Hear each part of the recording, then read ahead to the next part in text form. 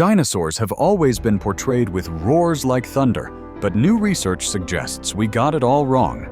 After all, scientists are still trying to figure out what these massive creatures sounded like, and in many cases the movies haven't even been close. Remember Rexy from Jurassic Park and its iconic roar? Turns out that the impressive sound effects in Jurassic Park were actually made using a recording of a baby elephant. Even though dinosaurs were reptiles, the folks behind the sounds in Jurassic Park and Jurassic World Dominion didn't use reptile noises for their roars. Instead, they got creative and used sounds from mammals like tigers, lions, koalas. Yes, you heard that right, as well as donkeys, dolphins, and elephants to make those imposing dinosaur roars. We don't have much evidence of how dinosaurs produced such sounds when they ruled the Earth millions of years ago. In fact, the only way to know anything about dinosaurs are the fossils they left behind. Fossils tell us a lot about how they looked, but not so much about how they communicated. You see, sound doesn't leave a fossil behind. So were dinosaurs silent? Or did they communicate through frequencies just like dolphins? Back in the time of dinosaurs, it must have been downright scary. Most probably they didn't make massive sounds that shook the land and trees. But don't think dinosaurs were silent either. Scientists are using remarkable new fossils and advanced technology to determine what noises dinosaurs might have made. If you're curious about what dinosaurs sounded like, scientists say, we start by looking at their closest living relatives, birds and crocodiles. These animals have different ways of making sounds. Crocodiles have larynxes in their throats that vibrate to make noise, while birds have syrinxes, which are like tiny chambers in their chests that help them sing. But here's the thing. We've never found any evidence of these vocal organ tissues in dinosaur bones. This is due to the fact that vocal organ tissue does not fossilize the same way that dinosaur bones do, because vocal organs are made of soft tissues, which disintegrate very fast. Sometimes parts of bird syrinxes fossilize, but nothing like that has been found in dinosaur bones. It also seems like dinosaurs probably didn't belt out tunes or squawk like today's birds, which is actually a good thing for movies like Jurassic Park. No dinosaur bones were ever discovered with voice boxes for roaring either. Animals such as birds and crocodiles both show aggression by hissing, which does not involve any vocal organs. It is more like a deep exhale of air. So it is quite possible that dinosaurs hissed like angry geese, but on a much more intimidating scale. There's this other way animals make noise without effectively using vocal organs called closed-mouth vocalization. It's when they push air through a special pouch in their throat to make low sounds instead of using their mouth. Birds like pigeons and flightless birds like ostriches and crocodiles do it too. If they can, it is highly likely that dinosaurs did it as well. But there's a catch here too. We now know that the sounds produced varied depending on the type of dinosaur. It seems that the bigger dinosaurs like the megatheropods and sauropods would have produced noises that were a mix of crocodile, elephant, and maybe even wild animal sounds. These would have been low-frequency noises.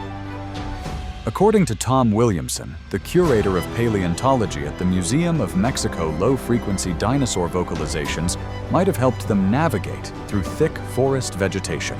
It's important to note that many platforms depict dinosaur sounds, but not all are reliable sources. Often these depictions are based on bird sounds slowed down to create a prehistoric atmosphere.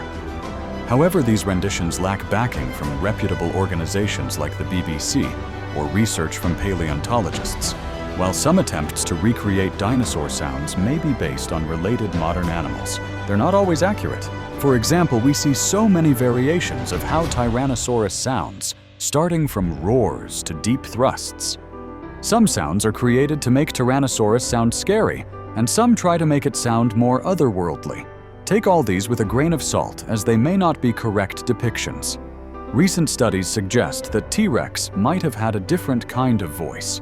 Instead of those loud, open-mouthed roars, it probably made deep rumbling sounds similar to a low growl. Imagine feeling the vibrations in the ground before you even hear it.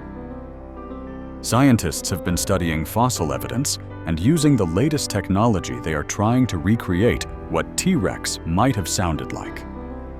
Documentaries such as the BBC's The Real Tyrannosaurus, with Chris Parkinson, who is a naturalist, as well as separate studies from paleontologist Julia Clark, point to the tyrannosaur indeed producing a lower frequency noise, adding more momentum to this theory.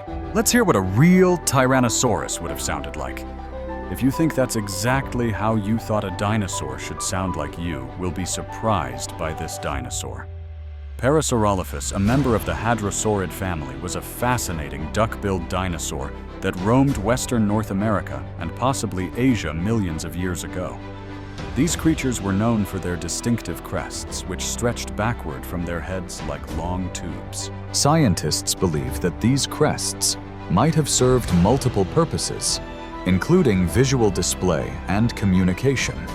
Back in 1995, scientists found a Parasaurolophus skull that was in great shape. In their search for animals that might sound similar to Parasaurolophus today, the scientists came across an interesting creature, the southern cassowary. These birds found in Australia don't fly, but they sure know how to make some noise. Deep bellows and growls echoing through the fields where they roam. It's like the forest itself is rumbling with their calls. Williamson and his team experimented with simulating the sounds that Parasaurolophus tubosin might have made. They tried recreating the noises both with and without various vocal organs, like the larynx found in mammals and modern reptiles. Surprisingly, they discovered that even without these vocal organs, the dinosaur could still have made sounds. This is because of the way air would resonate inside the crest on its head when the dinosaur blew air through it, similar to blowing over the opening of a jug. Interestingly, other hadrosaurs also had similar crests on their skulls, although not as elaborate as Parasaurolophus tubosin's. These crests likely served both as a visual display and as aids to vocalization. Most likely, these dinosaurs would have produced low-frequency sounds. In fact, the fossilized remains of these creatures have even inspired some people to create musical instruments based on hadrosaur skulls. A few years later, they used a CT scan to make a 3D model of the skull. From there, they figured out what sound it might have made if air passed through its big crest. The sound it made resonated something like this. Imagine you're hanging out by a river in the time of dinosaurs. You spot a Parasaurolophus on the other side, and suddenly you hear it making these noises. If you think that's all we've discovered about dinosaur sounds, you may want to rethink, because there's been a really rare finding lately. Scientists found a larynx from a Pinacosaurus, a 2-ton armored dinosaur. These larynx are often common in birds, and the reason behind their chirping noises. Isn't it intriguing how dinosaurs typically not associated with chirping sounds are now being reconsidered? Paleontologist Yoshida shed light on this by pointing out the discovery of a large larynx, akin to birds, suggesting they could produce a variety of sounds. It's also worth noting that birds use their syrinxes, not their larynxes, to vocalize.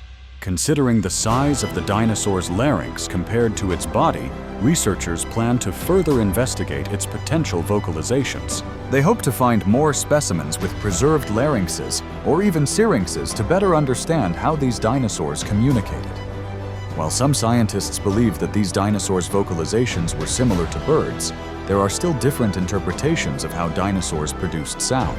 Even though there are differences in opinions about dinosaur sizes and sounds, one thing we know for sure is that this animal was the largest animal to ever fly in prehistoric skies, which you will learn all about in this video. Like this video. Share it with those who still seek beyond the surface